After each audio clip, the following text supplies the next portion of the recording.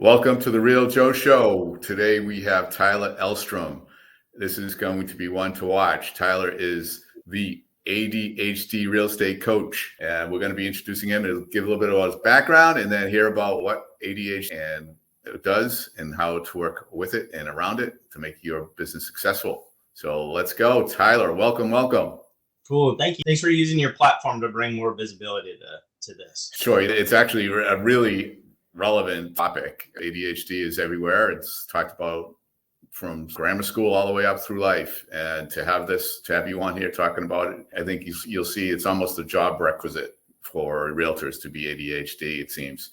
So I'd love to hear, looking forward to hearing this. But let's get to a little bit about your background in real estate and then jump into how'd that happen? So from real estate, how does ADHD, how'd that happen? Yeah. And how I became a coach from selling houses. Well, specifically the ADHD part. And usually what I'll say after my bio is the reason that all that happened was because of my ADHD. As we talk today, there are some things with ADHD that can feel harder, and we want accommodations or adaptations in place that can help us. And then there are other pieces of ADHD that absolutely help you excel in real estate and are something different and incredible that you can lean into, and putting stuff in place for the things that can be a little bit harder, and then making sure you're in your joy zone and you're laying on the things that are easier is really the recipe to do some pretty incredible things. Okay. And just to qualify yourself a little bit more, you do have a background in mental health as well, correct? Oh, I do. Yeah. I worked for about 4 years in one of the top residential facilities in the country, Cooper Reese, and it's privately funded. And so there was a lot of nutrition and awareness and therapy, and it was a little bit more of a holistic approach married with the clinical approach. And that, I think, really helped me with self-awareness that allowed me to use the ADHD and then help other people with it. And with ADHD, there are a lot of co-occurring diagnoses that come with that as well. And so having that background is really helpful as a coach and for myself. So at what point did you realize, were you diagnosed with ADHD? Or was it something that you just realized going with that you had it? I wasn't as a kid. I really want to behave. And so with ADHD, you have all this kind of, there's three types. Is that okay if I share what the three types are, and that'll explain a little bit more? Please do. Right. Absolutely. There's three types of ADHD. The first one is the one that a lot of us are more familiar with. And frankly, ADHD for most people, they associate with the boy in class that can't sit still. That's like the stereotypical view of it. And there's so much more to it. So the first type of ADHD is what we call a hyperactive type. And that's really the stereotypical one where you're fidgety, can't sit still, you're restless, you got this internal motor that just can't slow down. And then we have what's called our inattentive type. And this one is often diagnosed, often misdiagnosed, and it's more often in women. Doesn't mean hyperactive is exclusive to males and inattentive is exclusive to women, and it's more often in women. And what that is you take this external energy and outside fidgeting, and you take all that energy and you put it internal. And on the outside, the body may be calm, and inside there's this internal chatter that doesn't really slow down. And you might talk over people in conversations, and it often gets misdiagnosed as anxiety. So, and if women get diagnosed, which very often they don't for a long time, it's in their 40s. That's the average if they get diagnosed. Wow. 80% of the population, though, is undiagnosed in general. And then we have the third type, which is the combined type. And that's some of the hyperactive and some of the inattentive. And so in school, I'm more of the hyperactive type, and I never want to get in trouble. I had like really good family that I wanted to please. My uncles and my grandma, everybody was really involved. And so I think a lot of my symptoms, and a lot of it we thought was anxiety or depression or stuff like that. I didn't want to be different, and I hid it and thought it was only me. And then when I was in my 20s in real estate, I finally did get diagnosed. And when you go to your primary care doctor, depending on their knowledge on it, which there's not a ton of training, I just thought it was can't focus. That's it. Right. And I tried one medicine, and I didn't like the way it made me feel. And there's no other information out there. So I dropped it for 10 years until I got as a coach a couple of years ago. And I was in this prestigious mastermind for being one of the top 2% or something. And it was the other top 100 agents in the whole country in the room. And we were 5 feet away from our CEO, who's incredible. I had to go walk outside because I couldn't sit still. And I thought, how am I going to progress if I can't read a book or sit still or be in a training. And that's when I took it seriously. And that's kind of the chain of events that brought to where I'm at now as a coach. That's pretty interesting. So how did you reel that in? Like, what are some of the techniques that you use to reel that in and use that to your benefit? Yeah. So one, I got an ADHD coach, and I was already a real estate coach, and I got an ADHD coach, and that really helped me. I never knew there was such a thing. Yeah. Oh, it's incredible. And they're in extreme demand. And I convinced him to take me on, and he had no room. And I was like, hey, here's what I'm doing. It was somebody local. And I started with the coaching. And then I realized I woke up to the fact that over half of my schedule, and I coach 30 to 40 people a week and have for almost 6 years, half or more of my schedule had ADHD. And I was like, oh my gosh, which the normal population is about 10%. So when we're talking about half, and these are high performers, because I coach some of the top 3% in the country. And then I started using the techniques from him, and then all of their business kept going up, and that went on and has become this. So I can talk, if you'd like me to, about how to kind of hack it, because I think that was maybe part of your question too that I didn't answer. Absolutely. Right. Well, this is the way that I look at it. First off, we want to actually organize the environment around you to enhance it. And here's what I mean by that. So with ADHD, our brains are formed differently. There's 4 different parts of the brain that develop differently or more slowly or a different way in an ADHD brain. And certain stimulus that would light up or activate a non-ADHD brain doesn't activate ours. And because we have lower dopamine, and you can see on brain scans, the brain activity lights up less. Now, we have 10 times the amount of thoughts as someone without ADHD. So it's not that we're not as smart or we're dumb or anything. We have 10 times the amount of thoughts as someone without ADHD. We typically have less dopamine, which is why we're calm under pressure, which is why we can do well improv and all those kinds of things. So there are 5 things that really light up an ADHD brain. It's the acronym INCUP. And INCUP stands for interesting, new, challenging, urgent, and passion. Interesting, new, trying to get my hand to the camera. Interesting, new, challenging, urgent, and passion. These are the 5 things that light up an ADHD brain and release dopamine. Because what happens is, as a coach, this is the way we look at it. This is the thing that helped me, that's now helped a lot of people. I thought of it like this. Imagine a fuel tank in a car, right? You have one fuel tank, and someone without ADHD has this fuel tank, and they can use that fuel or gas for whatever they want throughout the day. Certain things they don't want to do might take a little bit more fuel, but they've got about a fuel tank worth. People with ADHD have 2 fuel tanks. The first fuel tank is 3 times the size as the fuel tank in a car and the non-ADHD person, and that's for everything that's an INCUP. If it's interesting, new, challenging, urgent, passion. So those are types of things where, and I don't know if you've experienced this, Joe, where it's like you forget to eat, you forget to drink water, you forget what time it is, your sunglasses are in your head, it's 10 p.m. at night, right? And you're so engrossed and you're so hyper focused on this thing that you're so passionate about. That's where the money lies. You have more energy at the end than when you started. That's the gold mine right there, because it's not an attention issue or a deficit, let's say. We can have more attention and focus and hyper lock onto things that other people are tired of and they're bored of, but it's got to be certain things. And so that's where the money is. And then we have this other fuel tank, the second fuel tank, and that's about 1/3 of the size of the fuel tank in a car. And that's for everything that's not an INCUP. And that can be a little bit bigger or smaller if you're choosing medication, if you've got good sleep, if you've exercised, your diet, if all those different pieces, if you have tools in place. And when this is gone, this is where we see burnout, emotion regulation issues, irritability. You just can't even feed yourself, apathy. And the key is to get your life out of that other fuel tank and get it into INCUP. That's what's created my career, is 1, getting lead generation, get all of your into something you're passionate about, into something that's challenging, into something that's new, shift your whole life and your business into INCUP, and then leverage out everything in that other fuel tank, because now you've got tons and tons of energy and you're not feeling debilitated by your symptoms because you're in your joy zone. And that's really the bulk of, that's really like the hack. So that's super interesting. It kind of reminds me of an exercise we were just doing where we list everything that personally matters to us. And we build our plan around just those things. And that's our path.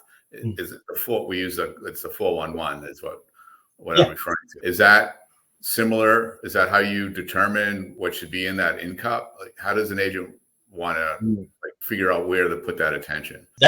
So there's an exercise that I really like for in cup. And basically what you would do is you take just a plain sheet of paper and you draw a line vertically and draw a line horizontally. So you separate it into 4 different pieces on your piece of paper. So you got 4 squares. Okay. And what you're going to do in the bottom left corner is do a multiplication sign. And then the upper left corner is a addition sign. The upper right corner is a subtraction sign. And then the lower right corner is going to be a division sign. Okay. You're going to do what's that? I'm doing this as we speak. Well, yeah, and it's perfect. I would recommend everybody do this. And what you're going to do is you're going to fill this out. And basically this is like you're mapping out the things that you love to do and you don't love to do. And how you're going to do this is in the square that has the multiplication sign, this is the stuff that you love to do in your life, in your business. It's like joy on steroids. You could do it forever. You're hyper locked in. It's like when you think about it, it makes you happy because you want to go through your calendar, go through your job description, go through and just have it by your desk day to day and fill it out and get it as full as possible. So that lower left corner, the multiplication sign, is the things that it's like you love it on steroids. Right? You could do it forever. It fills you. It fills your cup. Then above that, you have an addition sign, and those are for things that you love to do. It might not make you lay awake at night because you're so excited, but you really love it. You love those aspects of your job. You enjoy it. It gives you happiness. And then we move over to the other side. And you have the subtraction side at the upper right corner. And those are things you don't really like to do. You'll do them, but you really don't like it. You'll do them. It's part of the job. You don't enjoy it. And then you move down to the lower right corner. That's the division sign. This is stuff that you might not even be able to do it, right? It's like pulling teeth.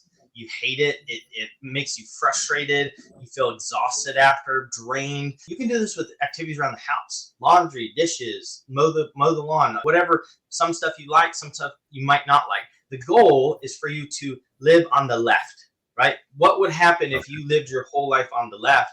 And then the right side is how can you leverage this stuff out? Because with ADHD, if meal prep is so hard for you and you're exhausted by the end of the weekend, pay $125 a week. Because you might be able to come in Monday and be refreshed and set an appointment for $10,000. And if you did the food prep yourself and you couldn't come in for lead gen in the morning, doing that food prep didn't save you $50. What it is, it cost you $9,850. Right. So you want to be really intentional with ADHD to leverage. I'm going to leverage sooner than anybody other agents, and we're going to try to pull everything off that's on the right. That's fantastic. And leveraging not just your personal stuff, like you were just saying, leveraging, I would think in the business, leveraging your transaction coordination, leveraging all those things that don't produce money for you. Yeah. There are people who are amazing at stuff that want to help you.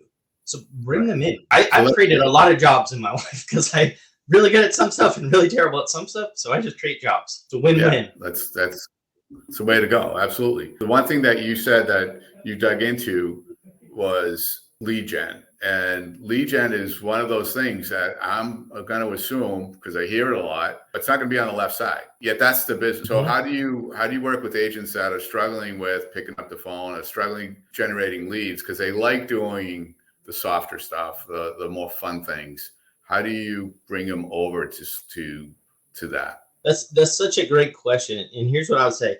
Lead gen can look different for everybody, and having that flexibility is really important. People with ADHD, we generally do well when there's structure and yet freedom within the structure. So if we have too much structure, a lot of us can rebel if it's too rigid and just say, whatever, I'm gonna go over here because we can get overwhelmed, we can shut down, all of these things. And so we want freedom within the structure. And the things that work within lead generation is, one, a lot of people find it helpful not to track contacts, track the appointment. So instead of saying this week, I've got to do 100 contacts and I win the day, I've got to set 2 appointments this week. That's my one thing. So we're getting higher conversion on that. That being said, now that what you need to do, whether it's 1 appointment or 2 appointments, you have this one goal. However you get it doesn't matter. So you can, instead of, hey, every day you've got to sit down at this time and you got to use this script and you got to call people for 2 hours every day or you can't be successful. That's some of the message that people have. That is not how it works at all. And so giving that freedom, because a lot of us, consistency, we're going to kind of throw out the window a little bit, because once we get bored, we shut down, we don't do it. And when we can kind of shift what we're doing, that's what's helpful. And so bringing it into the left, what we want to do is we want to pair it with something that's somebody's passion, and then also know what the intention is. And for example, one client, I love to share this, never lead gen before she got into coaching. She Say that one more time. She just never did outbound lead generation before she got into coaching. Like she couldn't. It made her hair stand up on the back of her neck. Yeah. And what we found out though is that she loves vintage shopping, and her lead generation now is going to garage sales on the weekend, and she's getting Mets. She's getting like 50 to 100 Mets a weekend, and she gets to vintage shop, and she talks to someone about her special interest. So it's fun, and she gets to shop all the time, so she doesn't feel guilty because she's actually doing lead generation. We have someone else. So the point is, like, be creative and do it your way as long as you're hitting the objective. I have someone else who has a huge passion for dogs, and so all of her lead generation is at dog parks. She does events there. They do dog walking for the animal shelter. They do fundraisers. She wrote a children's book, and she does live streams of that. And I have somebody who sends out lottery tickets every month with a card. And then the lead gen is, hey, did you win yet? Are we going on a trip? I'm so excited for you. Lead gen does not have to be this one script that doesn't feel authentic to you and you're just hammering the phones. If your lead generation, if you don't find a way to get into in-cup, I would say good luck. That's what I would say. It's going to be so much harder than it has to be. Right. Well, that's brilliant. I mean, we stick to the standards, right? Phone calls, texting, video, voicemail, direct messaging, and door knock, whatever. I love that concept of taking what you do and turning it into lead gen. And that's where we go back to. If you're hitting the objective, it doesn't matter how you get there. So if you need one appointment a week and you go walk around at the mall and you get it instead of doing what you're supposed to do, who cares? It doesn't matter. What matters is you hit goal. And it can, I mean, I have one person that hates the phones, and all they do is open houses, and they studied open houses. They got obsessed with it, and that's all they do. And they do it better than anybody else in the region. I have someone else that only sends Facebook messages and text messages because they can't stand the tonality or the fear of rejection, which with ADHD, we can also have what's called rejection sensitivity dysphoria. So it's fear of rejection on steroids. It's newer with the research. And what it is, they're finding it's actually an emotional pain in the brain that they can measure as being triggered at even the perceived fear of rejection. So you have all these agents that say, hey, I have this fear of rejection. And we dig deeper. And some of them don't. It's really fear of rejection. You handle it that way. But if it's rejection sensitivity dysphoria, which is also common with those on the spectrum as well, you're going to treat it differently. We want to figure out what the trigger is, what triggers it, and we're going to work around it at first, and then we slowly push on it once we got a baseline. So we're talking, this is pretty deep stuff. Very cool. Are these hacks, what you're talking about, these ways to work around it, understanding first that you have it and what the triggers are, can this all be done without medication? Or is medication almost required through most of it? That's a really good question. And I know everybody knows I'm not a doctor. And so talk to your doctor if there's anything in what I'm about to say that does or doesn't resonate. Every person's brain is different. For me, if I wasn't on medication, my life would be very hard. It can be pretty debilitating, especially with my emotion regulation and my rumination, which is something I have, and then my executive dysfunction, which we can touch on in a second. So for me, taking my meds is like putting prescription glasses on in the morning, and my career wouldn't be where it was without it. And it doesn't change who I am. It just lets me, I feel like it helps me be more of me because I can actually take action on the ideas I have instead of like spinning and cycling. Some people, medication is life-changing, and when they go on it, they literally cry and grieve for how hard it was and how thinking like, oh my gosh, is this what it's like for everybody else? Right. And then we have some people that can't be on medication because of medical reasons or interacts with another life-saving medicine that they're on, and they find other ways to do it. Exercise. There are a lot of vitamin deficiencies that people with ADHD have that you can take. Fish oil, iron, magnesium, zinc. Those are all, vitamin D. Those are all things we're typically lower in. I mean, you can look at the research. And so if you're not going to go the medicine route, which it can be really helpful, and I would go to ADHD center or a nurse practitioner, I would not go to the primary care doctor. Not their fault.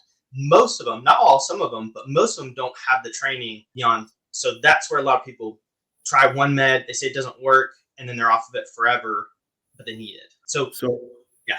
On that, how many, you mentioned you're on medication now. How many different types of medication did you go through to get to where you are now? Great question. So about 10 years ago, I And tried. thank you for being so open on this. I mean, this is really personal stuff. Yeah, I I mean, appreciate it doesn't, I don't know. I mean, I love to share this stuff because what's important is for people to understand that it's not just them and they're not alone. And I don't know. I'm confident. I don't have anything to hide. I think sometimes it can be stigmatized, like medicine or mental health and stuff like that. That's not how my brain works. I want to, like, if somebody has a broken leg, you get to put a cast on.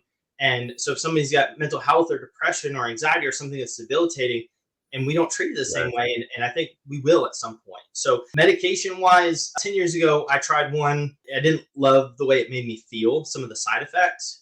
And I just went off of it. And then again, when I got the ADHD coach 10 years later, he said, let me set you up with an ADHD center. So I went there and I actually got genetic testing. And not everybody knows about this. And they can tell you which medicine's likely to be more effective, less effective, more side effects. And I'm also very sensitive. Like a lot of us have sensory processing stuff. So my shirts are all soft. I don't wear super tight belts. I've been through like 5 pairs of glasses to find ones that my face doesn't want to throw off. And I'm very sensitive to meds. And so I played with like 3 or 4, even with the genetic testing results. And it was with like different generic brand versus name brand and that kind of stuff. And that's common with ADHD because you want to find your perfect medicine. And if it makes you feel a way that you don't like, or you don't, like I said, if it doesn't feel like you're just putting on glasses in the morning, then that might not be the right med for you. Because I think a lot of people are on the wrong meds or just not quite the right one and they don't know it. And they either think it's like this or I'm not on meds at all. And they're not able to access something that would really help them because they don't know you can dig deeper. And that's why I recommend a center or a specialist. Yeah, that's great. You mentioned something earlier, but that was an effect that you had, and I want you to clarify what it means because I'm not sure. Rumination. You mentioned that. Yeah, rumination, and I also am diagnosed with OCD as well. And this is part of the thing with this is being able to work with your brain, right? Because having ADHD and OCD, be like, shoot, that's hard, and it can be, and I don't feel like it's that hard anymore. And I'll share why. So with ADHD, rumination can be something where we think about things over and so it might be like the same thing and you kind of cycle around it. That can be a common symptom. So if you have to, let's say you were working with somebody and then they ended up going with another realtor. And for someone who ruminates about it, you might think about it for days and days and days to the point where it's just not even helpful anymore. Right. And so I think my brain just kind of geared toward that. So I definitely have that as one of my symptoms. And then I have OCD, which is less of the contamination type, more of what's called pure O. And so it's kind of a compulsive thinking.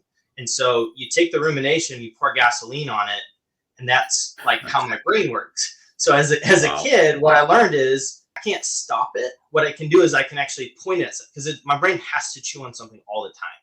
And this is like about working with your brain, whether you have schizophrenia, bipolar, you're on the spectrum, like whatever, you can always find ways to use your brain. And so as a kid, I learned to point at stuff so it had something to chew on that wasn't negative. And for me, that was soccer. I'd sleep with my soccer ball. I'd play tapes of soccer games while I slept. So I thought subconsciously I'd become a better soccer player. Everything I got for my birthday had to have soccer or blue on it. So it was obsessive, right? Yeah. And so then what was really cool though, is like, and I played semi-pro, I played college, I got school paid for, so it worked. In real estate, I do the same thing with problems. And so that's what I chew on all the time is like, project, here's this course I want to write, here's this issue, or boom, boom, boom. And so, yeah, I use it for good. And I'm on medication that can help. ADHD medication helps soften it a little bit. So yeah, that's what rumination is. And however you're wired, go with it. The goal is to not try to be neurotypical or like somebody else. The goal is to be the best you. And if there's parts that are debilitating or pull you back, get stuff in place so that doesn't happen. That's the goal, not to be normal. That's my thoughts. That's phenomenal. I think whether you have ADHD or not, and I'm going to get back to that in a second. A lot of what you're talking about is relevant to everybody, right? Yeah. It's you need to focus on what brings you joy, what's going to make you succeed and make you happy in your whole life, not just your work. Not balance is not the right word. You have to focus on what's going to provide you the means to be happy in your personal life and your work life everywhere, which is a huge challenge. You mentioned spectrum. Does everybody have some level of ADHD in them, or is it all or nothing? This is such a good question, Joe. That's such a good one. So, and for ADHD, it can be a spectrum of how your symptoms show up. You can talk to somebody today who I thought some people need an ADHD coach, and some people need a coach that just has that lens that maybe doesn't even have ADHD, just understands it. So I think it can show up in a lot of ways on a spectrum, kind of like you said. And also to answer your question, I would say it's estimated only 10% of the population has it. And Okay. here's why it gets diagnosed, and here's why, because a lot of people have said that. I think everybody's a little ADHD, and you didn't say that. It's like out there, and I've heard it this week. So I'm not saying you, other people. This is why it's problematic, because the reason that there's 80% of the people in the country who are undiagnosed is because everyone with ADHD experiences symptoms similar to it sometimes, right? Everybody's late sometimes. Everybody feels like they procrastinate. If they're unmotivated, they're bored in a meeting, sometimes they have emotional swings, right? That's really normal. People with ADHD experience that almost all the time or all the time. And that's the difference in why it goes undiagnosed. And there's certain things that can appear like one thing, but are actually an ADHD symptom. If you want, I can give you a big example of that. Well, let me see if I want to hear that. Let me see if I can sum that up. So a normal person runs the gamut of those emotions and distractions and all that like this and throughout a week. And if you have ADHD, it's my understanding, it's like it's bouncing constantly. That kind of because it's you all the time have trouble gauging how long things take, even when how long it takes to get ready. Brain fog, working memory issues. You can have emotion regulation, or you feel understimulated and then overstimulated, and you swing between them multiple times throughout the day, every day, where it's all of a sudden it's too much and then you're bored, right? We're looking at how frequent are the symptoms and how kind of severe they are, versus sometimes people are late, sometimes they forget it. And are you bored almost all the time? Is it every single training that you can't sit longer than 30 to 60 minutes? It doesn't really matter the topic unless it's like a hyper-focused topic that's in it for you. Right. Okay, so you got to give us a scenario. I'd love to hear that. Yeah, this is the biggest one that I see as a coach. That's a game changer that releases so much shame. So often as a coach, I'll get someone who comes to me as a new client and says, "Well, good luck with me. I'm a master procrastinator." That's what I get all the time. And usually what I say is, I guess that you're probably not. Let's talk about it. True procrastination is when you can do something and you choose not to. You could do it. You could totally do it right now if you want to, and you choose not to. Executive dysfunction, which is the other term that can get confused with procrastination, is you want to do something. You actually really want to do it. You want to get it done. You see the value in it. You know it'd be good for you. And for whatever reason, it's really, really hard to get started, or you just can't even do it. And what that is, executive dysfunction, is some people, actually a good amount, really don't like the term ADHD. It's not a attention deficit, because we have a lot of attention in certain areas, and not everybody's hyperactive. It's an executive function disorder. And they actually some people want to change the name. And what executive function is our brains can have trouble prioritizing, organizing.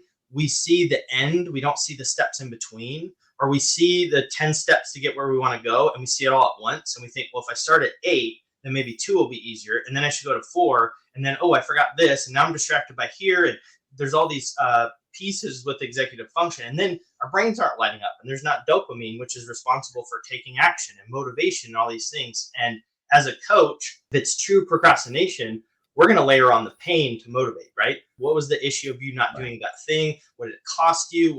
How's that going to affect your family? If we did that with executive function, where it's actually a brain thing, all we're doing is making them feel worse.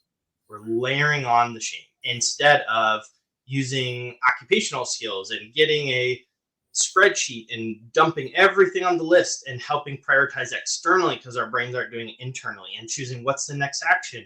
And we do it all, and we slow down to speed up. That's what people move through on executive function. It is very different.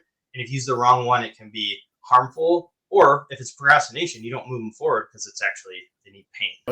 Well, I think, tell me if I'm wrong, one of the challenges with this is a lot of people aren't self-aware enough to know that that's actually an issue. And they get stuck there, and they're in that they just get stuck. And unless they raise your hand and say, hey, I need a coach, how does, if I recognize that in an agent, how do I motivate them to want to actually start working on it? Yeah. And it's, I guess, from a coaching perspective or whoever, this is a big difference between how I coach someone with ADHD without. My baseline is curiosity over consequences. That is the thing in my head all the time. And that's going to be questions. And if it's yourself or you have someone else and they couldn't do something, asking the questions, what stopped you? Where did you get stuck? Has this happened before? What moved you forward before? And you're figuring out, is this where they actually need help? They actually need to kind of be handheld through this, or just with them, or is it actual procrastination? Because the other way to determine the two is procrastination feels fun. It feels fun to say, I'll do it later. Let me watch Netflix. I don't want to do the laundry. Let's go out to eat. It's pay attention to how it feels. Whereas executive dysfunction is, it might look like you're on the couch for 2 hours on your phone, and then you tell people you're exhausted, and they're like, you've been on the couch with your phone for 2 hours. Why are you exhausted? And really, for the last 2 hours, you've been in a shame spiral and trying to motivate yourself and watch a motivational video. It's like, well, let me set a timer for 10 minutes and then I'll get up. Okay, let me do 5 minutes more. Let me do 5 minutes more. And I would say once you get into the questions, the two look very different. And it's somebody that's learning based, a good person really wants it. They're not lazy and something's not matching up. Whereas the other one is true procrastination. And it's question based. And you can search executive dysfunction, because a lot of different populations can exhibit those too, like PTSD, mental health stuff, being on the autism spectrum. And you can type that in and say executive dysfunction help, and you'll get boom, boom, boom, all kinds of resources. Wow, that's great. Wow, that's intense stuff. When we started, I was like, we're going to keep this at 30 minutes. And you said, I can talk for an hour. And I can go for a couple hours. There's so much. Yeah. So this is going to hit a nerve with a lot of people, shine a light on a lot of situations. Tell me about your practice. If somebody wanted to, I can't imagine you have any room in your calendar, knowing this business and how agents work. How can somebody get help, as if not yourself, finding another ADHD coach? Well, I'm at max unless it's a special case. The challenging part of NCUP, right? I have some clients that are high level, top, like I said, top 1% in the country. And then I have other clients that have been through 3 or 4 coaches, they're on the autism spectrum, they've got PTSD, they've got OCD, they've got ADHD, and they've been through multiple coaches and nothing's worked, and they're this incredible person. That lights my brain up all day, every day. Right. I will do anything, because those are incredible people with resilience and diversity and all kinds of things. And so if it's a special case, sometimes I'll take that on. What I would say is you're welcome to reach out to me, because we've got 2 things going on right now. One, I founded KW ADHD, the Cal Williams ADHD community. We have a Facebook group that in less than 2 months, we're almost at 1,000 members. And nice. When you look at the engagement on the stats on the Facebook group, out of the almost 1,000, 900 and I think it was 53 are engaged, meaning they're commenting, they're liking, they're looking at it. It's a really active group of incredible people. I don't even feel like I run it anymore. It runs itself with the people in there. And we have a Tuesday call every single week that's free, Tuesday at 4 p.m., where the group votes on the topic. We have special guests. I have a specialist of 20 years coming on this Tuesday who's going to talk. And find me on Facebook. Well, find the KW ADHD group. If you're not with KW, I have a brokerage agnostic group that will be grown and more resources as soon as KW ADHD is where I'd like it to be. And I do some stuff in there, and that's ADHD Real Estate Agent Mastermind on Facebook. Find one of those. You can message me. I can help you find a coach. I can do a needs analysis. I'm collecting coaches. I'm helping start a life coaching ADHD division. I am definitely at the center of this and can figure out what you need and point you to whatever that is. Fantastic. Where can people find you? What's the best way? You can email me, tylerelstrom@gmail.com. And you can also, like I said, Facebook. Find me on Facebook, Tyler Elstrom.